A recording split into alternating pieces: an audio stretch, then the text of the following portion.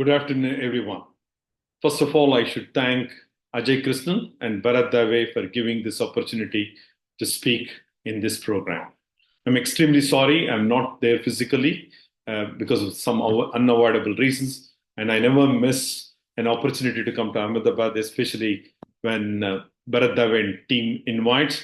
And next time, definitely I'll be available.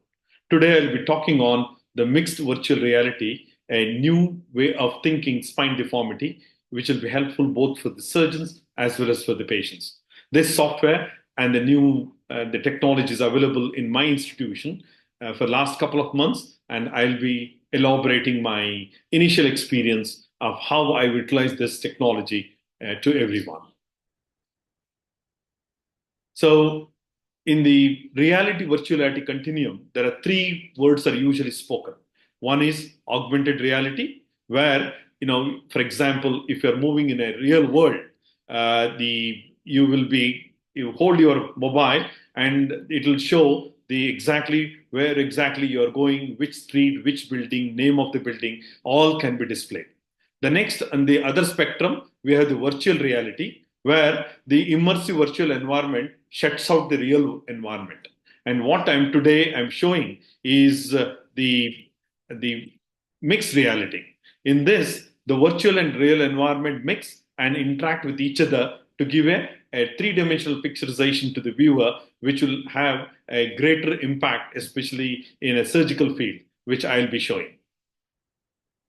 So, as a spine surgeons, we always wanted something to be seen in 3D images so that we will do our surgery much more better, and also explain same thing to the family as well to the student. So, when the CT came up with the two-dimensional pixelization, we were very happy, but not good enough, and we started doing it 3D within the CT software or MR software, but it was not giving the real picturization where you can move in whichever way you want. You get into the structure and see the different structure like pedicle, the cord, orientation, the nerve root with respect to the spine. And then we started using these sawbone models or wax models or plastic models to depict our different surgical acumen, as well as to teach somebody what exactly to be done. I remember I'm giving one talk only on these models and how it can be utilized in spine surgery. But that also did not satisfy us. Then now the new things which is available with mixed reality, where you can use the 3D picturization, which can be rotated in whichever way you want, and rather you can enter into the spine model to see the actual relation between the spinal cord, nerve, foramen, pedicle using this technology. So, which I will be elaborating further. So, how do I really use this technology? I'm using mainly now for the patient education, where I can explain them what is a deformity, why surgery is required, and how do we plan to make the surgery more safer, and what all things we go through as a surgeon before entering into the surgical theater, that which will help the patient outcome fantastic, which improved significantly counseling as well as consenting to me. And it also helped me in fellowship training in the same way. And the pre-op planning, even as a surgeon like me, especially when I do the CV junction or a complex kyphosis or a scoliosis. And now today I use the virtual reality one, where I can understand where I had to do osteotomy, where I had to instrument, where I need not instrument, measure the pedicle size, orientation of the pedicle size, and I can have a kind of a surgical rehearsal using this model. So I'll give you the case example how we utilized it. The prerequisite for and the workflow for all this is, we require volumetric data of any of the images, CT, MR, or a PET scan, which has to be 1 mm thick slice you have to do with or without contrast. And sometimes you can use angiography also to depict what exactly you want to do in that structure. And we load this in what is called as the element viewer, which is available with the BrainLab technology. And we put it through the PAC system. It come to this element viewer in the computer, and which can be next. We fuse the MR and the CT images. Sometimes we can even fuse the PET scan into this, and then use the goggle called as a Magic Leap 2 device. Using the Wi-Fi, it connects to the computer, that is element viewer, and using the QR scanner through the goggle itself, you can start projecting your 3D model onto the plain wall, which can be viewed by another person who is wearing similar kind of a goggle. And you can enter into the model to see the inner structures. And I will show you how it can be done. Here is one example. This is the 11-year-old girl whom I operated just 2 days ago with a significant type 3 Lenke's scoliosis, and the family was highly educated, single child. They were going from pillar to post because they thought that she will have a significant problem. However, in the last 6 months, which I had seen, her the scoliosis worsened further about 8 to 10 degrees, and I had to tell them, what exactly we do, and I had to convince them, win them to have a surgery for the poor child. So in that way, I use this virtual reality to make sure they're very comfortable in the with our surgical skill. So here what I did is, we built using the CT. You can see first there was a skin and I removed the skin, and using the laser pointer, I can move the three-dimensional part of the viewer. You can see the father next to me. He was also wearing the goggle. I showed him getting into the 3D model, and I showed him how the vertebrae is twisted in the lumbar region, how it is curved in the cervical, in the proximal thoracic region. And I also put the whole spine in the operative field, like a horizontal way of the model, and showed him how we put the screws. And he was very convinced. Once you enter into that, he could see the spinal cord entering into the spinal canal, because I merged the MR into this, and the nerves coming out. I told him we are not touching that, and we are putting the screws into the pedicle to rotate the spine. And believe it or not, both husband and wife saw this, and they gave consent with a smile, and I could do the surgery, yesterday, and patient is walking today.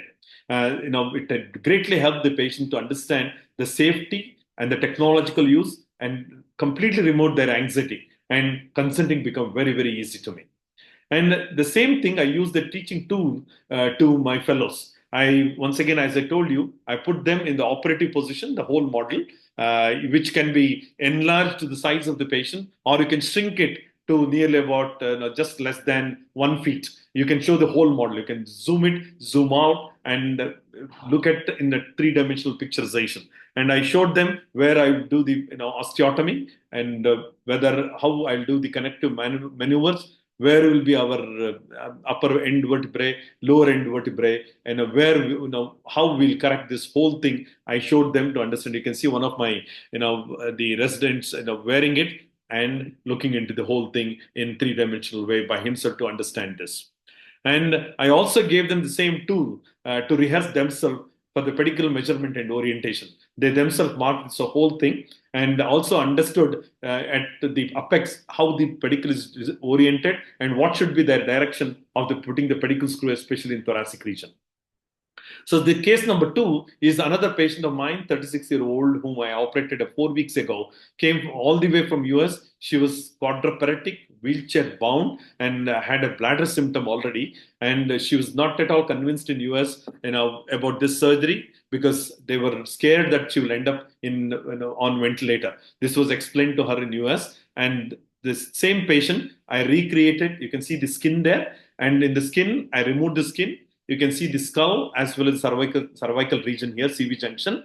And using the eraser, I erased the mandible to show them the exact CV junction where the C1, C2, C1 is slipped in front of C2, occipitalization of the atlas, and I've erased even the mastad region to show them the connection between the brain and the spinal cord. Keep watching there. What you see inside is the brain. You can see the ventricle system there. And as I'm removing the bone, you can see the thinning of the cord secondary to the odontoid process. And that is where so much of thinning which is happening between the brainstem and the spinal cord. The yellow color which you are seeing is the thinning. Even I was surprised to really see three-dimensional picturization of the thin model. And when I showed this to the husband, believe it or not, he said the same thing was not explained in US. And he said this technology made him much more comfortable to understand why she might undergo, why she has to undergo surgery. What is the reason? Especially thinning of the cord is the reason behind she is might end up on a ventilator. Luckily, our surgery went on very well. She was started physiotherapy and started walking within 1 week. See, once again, the thinning of the cord at the odontoid region. This is how it helped this, the VR technique helped me in this mixed reality, helped me in this patient. So the only disadvantage of this methodology is cost and accessibility. And also, it requires volumetric imaging, which increases the timing of the MR and CT images. And it requires multiple imaging if you really want to explain CT, MR, PET. And when you use CT in children, it increases the radiation. It is slightly technician dependent, but one of the technician can be trained to do this. And also requires additional server and cloud connection to depict and store all these things, also to use for Wi-Fi for the VR goggles.